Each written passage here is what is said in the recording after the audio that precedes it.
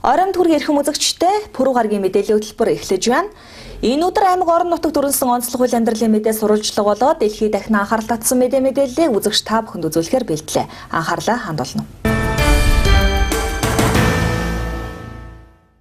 Анхны ардчилсан сонгуул болж байнгын ажиллагаатай парламент байгуулагдсны 25 жилийн ойг тохиолдуулаад өршөөл үзүүлэх тухай хуулийг хэрэгжүүлэх ажлын хэсэг байгуулах комисс байгуулагдсан.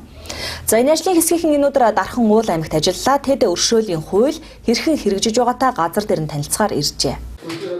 За шүүхээс тэнсэн харгалзах ялаар шийтгэгдсэн 186 хорих ангиас хугацааны өмнө суллагдсан 20 насанд хүрээгүй этгээдэд хорих ял оногдуулсан шүүхийн шийтгэл тогтоол биелүүлэхийг хойшлуулсан 10 за жирэмсэн 3 хүртэлх насны хүүхэдтэй их ганц бие эцэгт шүүхийн шийтгэл тогтоол биелүүлэхийг хойшлуулсан 10 за хүмүүжлийн чанартай албадлагын арга хэрэгэлсэн 3 гээд нийтдээ 229 ялтан этгээдийн судалгааг шинжилж орон нутгийн прокурорын гад шилжүүлсэн гэв. За энэ бол зөвхөн цагдаагийн газраас өршөөлийн хуульд хамрагдахаар хуралд орж байгаа 270 ялтны асуудал. За гэтэл манай аймагт байдаг чанга тэглэмтэй 435, жирийн тэглэмтэй 445 дугаар хорих ангиудаас л гэхэд 300-аад ялтан дээрх тоонд нэгдэж, за мөн шүүх прокурорын байгууллагаас тодорхой тооны ялтнуудыг хуралд оруулж өршөөх хэсгийг шийдвэрлэнэ гэд бодохоор зөвхөн дархны хувьд л гэхэд хэдэн зуугаараа өршөөлт хамрагдах ялтнуудын тоо гарч ирнэ.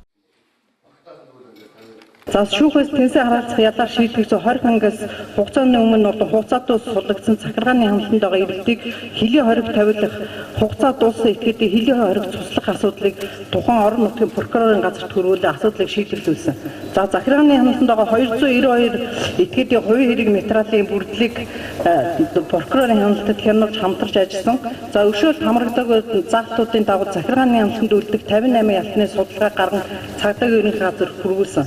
За шүүх шинжилгээний албатай хамтран эмх зэгц нэгцэн арга хэмжээг явуулж захиргааны хамт цагдаа байгууллага захиргааны хамтанд байгаа этгээдүүдийн гар хуурныхээ генетик шинжилгээг хамруулах ажлуудыг хийж гүйцэтгэсэн. 20 ангиас хугацааны өмнө суллагдсан 25, 435 дугаар ангиас өршөөл хамраганд суллагдах магадлалтай 120 ялтнуудыг нийгмийн халуун үйлчилгээний хэлэлцүүлэн бусад төрийн болон төрөмс байгууллагатай хамтран 5 удаагийн сургууль сурчлагын ажлыг зохион байгуулж эдгээр иргэдийг нийгмийн шүүх чиглэлээр Дархан аймгийн хэмжээнд тодорхой ажил арга хэмжээний зохион байгуулсан.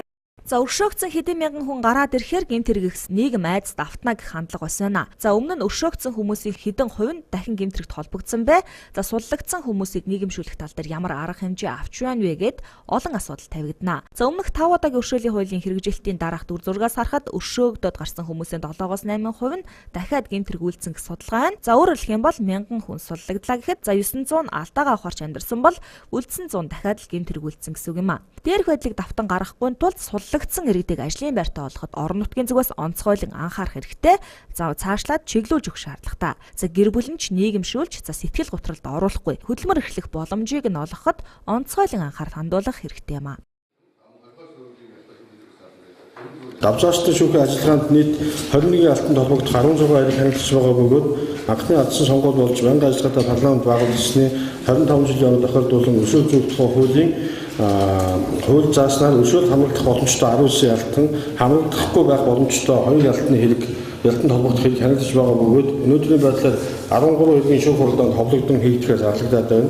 Дархан уул аймаг дахь Сун дундын эрүүл мэндийн анхан шатны шүүхийн ажиллагаанд 45 хүнд холбогдох 39 хэрэг байгаагаас уг хуулийн 4-р зүйлийн 4-1 зааснаас ял шийтгэхээс өршөөн хэлтгүүлэх 37 хүн, 5-р зүйлийн 5-1 заасан ялаас өршөөн хасах 7 хүн, 6-р зүйлийн 6-1 заасан зарим хугацаа хэрэгсэхгүй болох 1 хүн, 9-р зүйлийн 9-3 заасан өршөөл хамрахгүй хүн нийт өршөөл хамрагдах боломжтой 44 шүрдэгч хамрагдах боломжгүй байж болох 1 шүрдэгчийн хэрэг хянагдаж байна. За Монголын төрийн энхүү хазгаа гიშгсэн ч гэлээ дахин амьдралаа эхлүүлэх боломжийг мянгаар нь хүмүүст олгож байна. За харин өршөөл хүртгсэд утга учиртай амьдрч хариу барих хэрэгтэй юм. Өршөөлийн хуулиар эрх чөлөөтэй болох иргэдийн тоог эцэслэн гаргах хурал явагдаж байна. Дараагийн мэдээ аймагуудын хөрөнгө оруулалтын санхүүжилт гатсан байгааг аймгийн удирдлагууд энэ өдөр хэллээ. Яг энэ асуудлыг хөндөнд тавьсан хурал бол засгийн газрын хэрэглэх газар аймгийн удирдлагуудтай хийдэг цахим хурал байсан юм. За цахим хурлын үеэр аймгийн удирдлагуудын зүгээс тулгамдж байгаа асуудлуудаа илэрхийлэхийн зэрэгцээ засгийн газрын хэрэглэх газраас зарим нэг үүрэг даалгаврыг авсан юм. За энэ удаагийн цахим хууралд Монгол Улсын сайд засгийн газрын хэрэглэх газрын дарга Баяр цогт дэд дарга гам болднаар болон зарим яа маягийн дэлхийн удирдлагууд оролцож аймагуудын үйлчлэлтийн бэлтгэл ажлын талаар сонсож асуултанд хариулт өгсөн юм а. За үйлчлэлтийн бэлтгэл ерөнхийдөө 80-аас 90 гаруй хувиар хангагдсан гэдгийг Архангаас Сүхбаатар, Төв, Ховд аймгийн удирдлагууд бүсээ төлөөлөн мэдээллээ. За харин манай аймгийн хувьд тодорхой асуудлыг цахим хурлын үеэр засгийн газрын төлөөлөлд дуулгах байсан боловч асуудлаа танилцуулж чадсангүй. За аймгийн засаг ноён дараах асуудлыг цахим хурлаар оруулахаар бэлдэж байжээ. Бидний үгийг сонссон бол хэд хэдэн асуудлуудыг тавья гэж ингэж бодсон юм аа. Энэ дээр бол одоо бусдын аймагуудын адил мал сүргийнхаа дундаас одоо доош тарах хүчтэй малд зааслалт хийж зах зээлд борлуулах мах бэлтгэлийн ажлыг зөв оновчтой явуулах талаар бид нар бол одоо заавар зөвлөгөө авах байсан. Энэ нь одоо махны экспорттой холбоотой асуудал байсан. Сая бол аймагуд бол одоо энэ асуудлыг бүх аймагуд ярилцж байна. Санхүү хөрөнгө оруулалтын талаар бол бид хэд хэдэн асуулт одоо шийдвэрлэх үүрэг байсан. Үүнд одоо дуртахт бол орон нутгийн хөгжлийн сангийн үлдэгдлээс их хөрөнгө оруулалтын үйлгээний зарцуулалтын эрхийг одоо нээлгэх шаардлага байсан. Дээр нь бол одоо орон нутгийн хөгжлийн сангийн дутуу санхүүжилт 406.5 сая төгрөгийг одоо хэзээ олох вэ гэдэг асуудлыг тавих байлаа. Тусгай зориулалтын шилжүүлгийн 10 дугаар сард олох санхүүжилтийн асуудлыг бас мөн олуулах асуудлыг шийдвэрлэх байсан. Мөн 15 оны 1-р сарын одоо дулаан усны зардлын нэг жин өссөнтэй холбоотойгоор үүссэн 57 сая төгрөгийн тусгай зориулалтын шилжүүлгийг одоо байгууллагууд нь үүсч өөр нэхэш дулаан зардлын асуудал үүсэж байгаа асуудал байсан. Энэ талаар нь бидний шийдлийг гаргаж өгөөч гэдэг асуудлыг тавьж байлаа. Улсын төсвийн хөрөнгө оруулалтаар хэрэгжиж байгаа Хавитат хороолт одоо Жинсийн орой компани гүйцэтгэж байгаа 100 хүүхдийн цэцэрлэгийн барилгын санхүүжилтийн асуудлыг шийдвэрлэж өгнө гэдэг хүсэлтийг тавих байлаа. Орон нутгийн санхүүжилтийн мөнгө засаг даргын санхүүжилт багш нарын тэтгэмжийн мөнгө шийдэгдэхгүй, удаашрж байгаа нь төлөвлөсөн ажлууд хүлээгдэх, за иргэдийн зүгээс гомдол гарах зэрэг асуудал ихэнх аймагт тулгарч байгааг үгээ хэлэх боломж олдсон аймгийн удирдлагууд хэлээд авналаа. За цахим хурлаар аймагуудад хөрөнгө оруулалтын ажлуудын санхүүжилт гатсан байгааг тэд хүндээрсэн юм. Төсвийн орлогын бүрдэлттэй холбоотойгоор эдгээр асуудал удаашрж байгаа бөгөөд энэ ондоо багтаан орон нутгийн сангийн санхүүжилт болон за багш эмч нарын цалин тэтгэмжийг бүрэн олгоно. За хөрөнгө оруулалтын зардлыг дараагийн шийдэхээр тусгасан гэсэн хариултыг сангийн яамны зүгээс өглөө. За хүнс хөдөө аж ахуйн яам Оросын холбооны улсад мах экспортлох асуудлыг бүх аж ахуйн нэгжүүдэд хүргүүлсэн.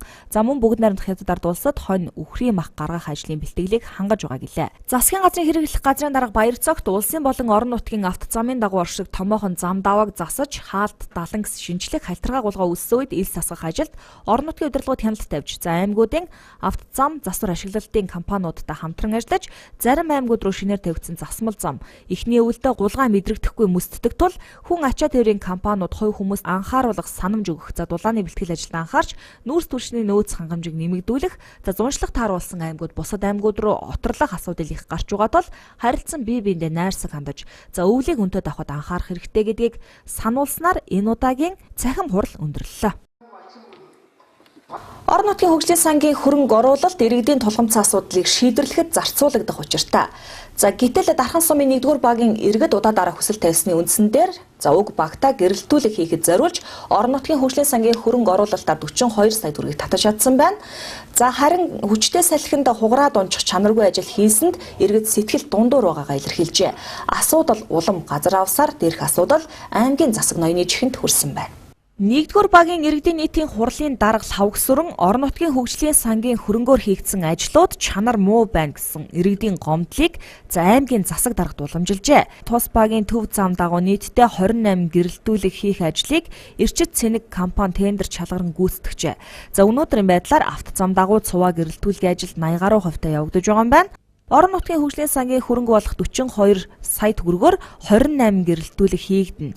За уг нь зураг төсвийн дагуу гэрлийн шонг 1.5 м ухаж бетон цутгаж хийх ёстой. Гэтэл цаг хугацаа давчуу нөгөө төгөөр тус хэсгийн хөрсөн устаа гэсэн шалтгаанаар бетон цутгаж хийгээгүй гэдгийг хэлж байгаамаа.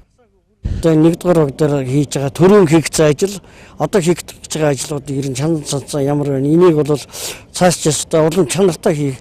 Гэрэлтүүлэг бол ерөөсөө бетон цутгаагүй шууд өрөндөл доош нь суулгаал тавьчихсан байна. Түүнээс бетон хамгаалт байхгүй. Энийг нийтийн хавьлжлагын цахилгааны инженер нь бас өөрөө авчирч газар дээр нь үзүүлсэн.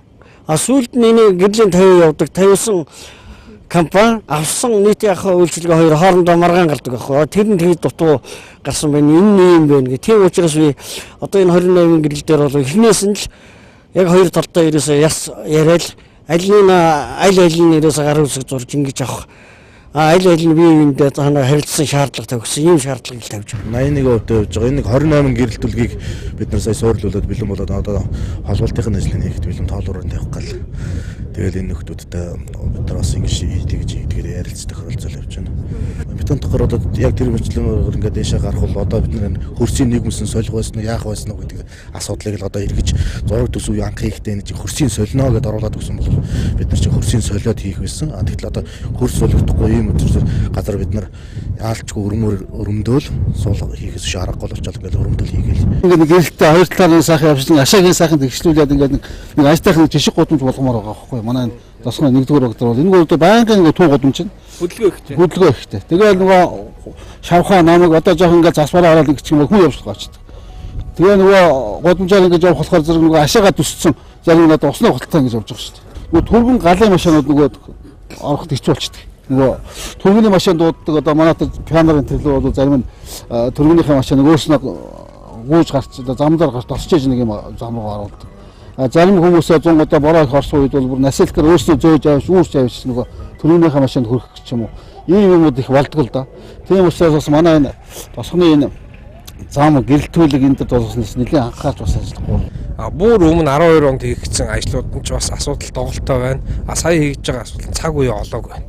Хүүтний үйлрэл болцсон цас мөстэй үед бас тэр нэг доошоо суулгаж байгаа хүн технологийн дагуу явагдаг байна.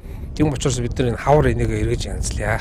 Яг одоо сүрлэлцсэн байгаа учраас би баталгаа шаардлаа. Хавар бид нар эднийг эргэж хянаж шалгана.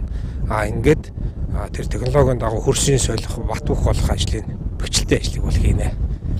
За нүглийн үдийг гурилаар хуурсан энэ ажилтаа аймгийн засаг дарга танилцаж, ийм ажлыг дахиж үргэлжлүүлэн хийж болохгүй гэдгийг хатуу анхааруулсан байна. Шороон цулгасан гэрэл хүчтэй салхинд унаж, хүн бэртэхгүй гэхийн баталгаа алга нөхцөл байдал үүсчихжээ. За энэ мэтэр чанаргүй ажил хийх цаг хугацааны хувьд тохиромжгүй байна гэдгийг анхааруулад, урин цаг ирж хавар болохоор гүйцэтгэгч компанийг дахин ажилуулахаар болжээ. Одоо үзүүлэх мэдээг манай сэтгүүлч Батшимэг зураглаач Төвшинбаяр нар бэлдсэн байна. Монгол Улсын найрамдал хамтын ажиллагааны сарын аян үргэлжилж өнөөдөр хаалтын үйл ажиллагаагаа зохион байгуулсан байна. За бүтэн сарын турш боловсрол соёлын газар Дархул аймаг дэх Оросын холбооны улсын ерөнхий консулын газартай хамтраад ерөнхий боловсролын сургууль тэр дундаа сурагчдад зориулсан олон талт үйл ажиллагаа тэмцээн уралдааныг зохион байгуулсан гэдгээ хаалтын үеэр онцолжээ. Мэдээг одоо дэлгэрүүлье. 1921 онд Монгол улс зөвлөлийн засагт Орос улсын хооронд найрсаг харилцаа тогтоох тухай хэлэлцээр байгуулж, хоёр улс дипломат харилцаа тогтоосноос хойш 94 жил болж байна. 55 дахь удаагийн Монгол Оросын найрамдлын өдрүүд өнгөрөх сарын 5-наас эхлэн энэ өдөр хүртэл тохиосон билээ. Үүнтэй холбоотойгоор аймгийн боловсрол соёлын газар, Дархул аймаг дэх Оросын холбооны улсын ерөнхий консулын газартай хамтран ерөнхий боловсролын сургуулийн сурагчдын дунд олон уралдаан тэмцээнийг зохион байгуулсан байна. За өнөөдрийн хаалтын арга хэмжээнд ерөнхий боловсролын сургуулийн авьяаслаг сурагчид Орос дуу, Орос шүлэг, Орос бүжгийн тоглолт үзүүлж ерөнхий боловсролын сургуулийн сурагчдад Оросын соёлыг сурталчилсан юм а. Жил болгон Монгол Оросын найрамдлын сарын ажлын өдрүүдийг зохион байгуулдаг. Энэ удаа манай Дархан уул аймагт сурагчдын дунд уран уншлагын, дууны, зохиомжлогын, гар зургийн, мини олимпиад, багш нарын бас олимпиад эдгээр ажлууд маш амжилттай явагдаад дууссан сэтгэл одоо хангалуун байна. Түүнчлэн манай хотод, манай Дархан уул аймгийн залуучууд театрт Патрастын улсын ардын урлагийн тоглолт дэш тоглосон сэтгэл хөдлөсөн сайхан тоглолт байлаа. Бусан олимпиадад амжилттай оролцсон нийт сурагчтай баяр хүргэе. За үүний зэрэгцээ 1-р үежилсэн алтан медаль авсан замлын баяр хүргэе. За би аюулшмаа багшийн бэлтгэсэн сурагч шаналт байранд орсон. Мөн оюуны ирээдүйд зөвцөлбөр сургуулийн багш, ориглоны багш нарын олимпиадад мөнгөн медаль хүртсэн. Түүнчлэн соёл сургуулийн сурагчид амжилттай оролцож 2-3 дугаар болон тусгай байрууд эзэлсэн явдалд гүн талархал илэрхийлье. Монгол Оросын найрамдал хамтын ажиллагааны өдрүүдийн хаалтын арга хэмжээнд урлаг уран сайхны тоглолтоос гадна сарын хугацаанд хийгдсэн ажлуудын хэрэгжилтийг дүгнэх, мөн зохион байгуулалт болон тэмцээн уралдаанд идэвхтэй оролцсон хүмүүсийг шагнаа урамшуулах ажлыг давхар зохион байгуулсан юм а. Цэцэрлэгийн эрхлэгч нарын холбооноос аймгийн засаг дарагт хаягдсан төсөл өчжээ. За энэ төслийн үр дүнд цэцэрлэгийн хүүхдүүд хөгжмийн зэмсэгтэй болж байгаа юм. Өөрөөр хэлэх юм бол аймгийн засаг даргын нөөц хөрөнгөнөөс цэцэрлэгүүдэд 1.3 сая төгрөгөөр хөгжмийн зэмсэг худалдан авч өгсөн байна. Сургуулийн өмнөх боловсролын дэргэд цэцэрлэгийн эрхлэгч нарын холбоо төрийн бас байгууллага байгуулагджээ. Уг холбоонд аймгийн хэмжээнд сургалтын үйл ажиллагаа явуулах 21 цэцэрлэгийн эрхлэгч нар багтах бөгөөд сургуулийн өмнөх боловсролын салбарыг хөгжүүлэх талаар бодит ажлуудыг өрнүүлж байна. Тэгээ өнөөдөр бол бид нар цэцэрлэг болгон бид нар дангаараа хөгжихөөс илүү хамтаараа хөгжиж гэсэн ийм зорилго одоо өрсөлдөж биш эвлэлдэж ажиллая гэсэн ийм уриатайгаар бид нар холбоо анх байгуулагдсан.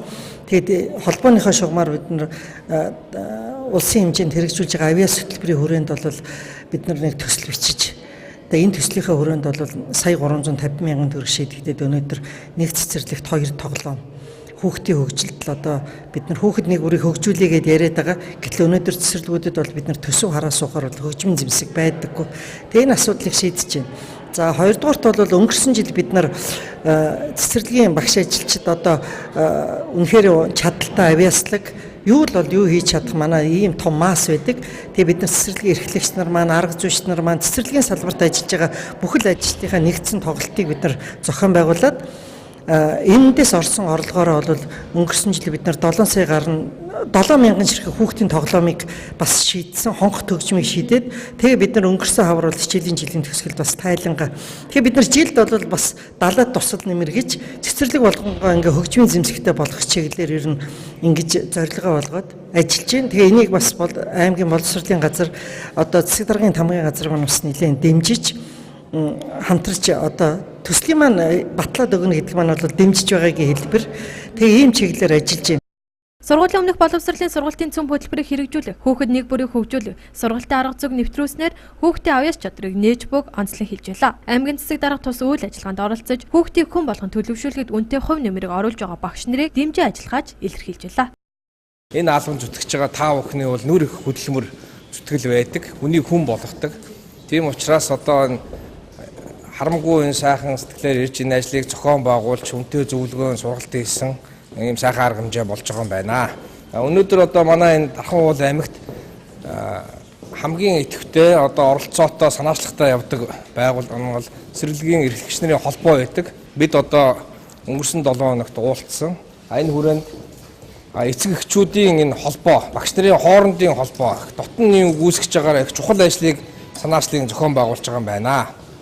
Энэ ажил дээр нь бид нар бодлогын хувьд, хөрөнгө санхүүгийн хувьд дэмжиж ажилланаа. Ер нь энэ одоо холбоотойгоо хамтарч та бүхнийхээ зохион байгуулж байгаа энэ зүтгэлтэй байгаа ажил болгон дээр аймгийн засаг дарга тамгын газар, засаг дарга миний үеийн зүгээс хамтран ажиллана гэдгээ илэрхийлж байна. Хөтөлбөрийн хүрээнд цэцэрлэгийн эрхлэгч нарын холбооноос төсөл өвчөж аймгийн засаг даргад танилцуулсан бөгөөд аймгийн засаг даргын нөөц хөрөнгөөс сая 350 мянган төгрөг гаргаж цэцэрлэгүүдэд хөгжмийн зэвсэг өгчээ.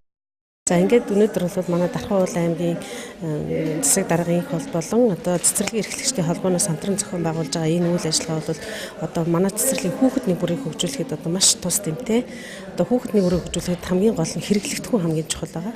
Тэгээ одоо ингээд дуу хөгжмийн багш нарын үйл ажиллагааг одоо ингээд хүүхдийг дугуулангаар хөгжүүлэхэд энэ үйл ажиллагаа бол маш их тус дэмтэй, маш сайхан ажил болж байна гэж би хувийн зүгээс бол бодож байна. Ингээд ерөнхийдөө бол цэцэрлэгийн эрхлэгчдийн холбоонд бол аймгийн удирдлагуудад одоо баярлсан талархлаа илэрхийлж байна. Манай эрхлэгч нарын холбооч адилхан жил хонхот хөгжмийг бүх цэцэрлэгүүдэд өгсөн байгаа. Тэгээ тэрүүгээрээ хүүхдийн баяраар одоо цэцэрлэгүүдийн хүүхдүүд хонхот хөгжмөөр хэрхэн тоглож болох вэ гэдэг одоо тоглолтыг хийж сонирхуулсан байна. Дархан уул аймгийн хөтөлмөрчид бүгдээрээ үзэж сонирхсан байх.